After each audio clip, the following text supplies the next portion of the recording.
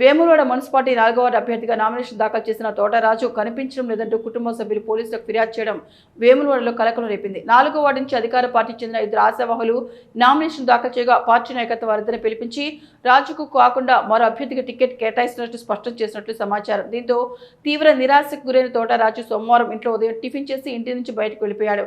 అనంతరం ఆయన phone switch off కావడంతో ఆందోళన చెందిన కుటుంబ సభ్యులు పోలీసులకు సమాచారం అందించారు.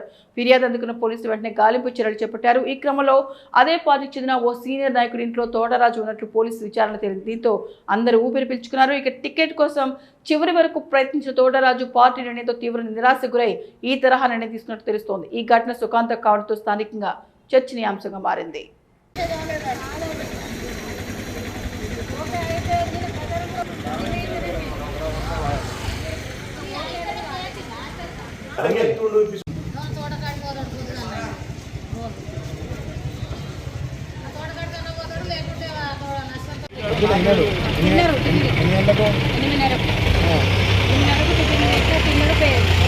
ఎప్పటికో జనరల్గా పోతున్నాను నేను ప్రకారానికి వెళ్ళి కావచ్చు.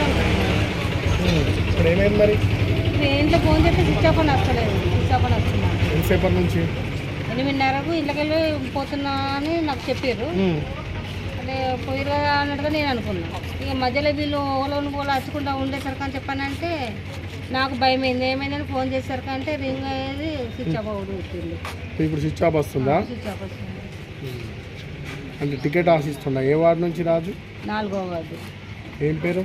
తోటరాజు. ఏ పార్టీ టికెట్ ఆశిస్తుండు? అంటే ఈయన ఫస్ట్ టీఆర్ఎస్లో చేసిండు. అలా టికెట్ రాలేదు. టికెట్ రాకపోయేసరికి ఇండిపెండెంట్గా చేసిండు. తర్వాత ఇప్పుడు ఇలా కాంగ్రెస్లకు వచ్చిండు. కాంగ్రెస్లోకి వచ్చిన తర్వాత ఈయన టికెట్ ఇస్తామన్నా కొంచెం నమ్మకం అనేది ఉండేది అన్నట్టు. టికెట్ కోసం అమ్మ ఏం ప్రాబ్లం అన్నది నాకు ఏం తెలియదు. నేను ఏమన్నా మీకు ఊరేని కోళ్ళు మనుషులు వచ్చేసరికి ఏంటని నీకు అనుమానం వచ్చింది? అనుమానం వస్తుందా అంటే అనుమానం వచ్చి ఫోన్ వచ్చి ఇచ్చేపడుతుంది అంతే.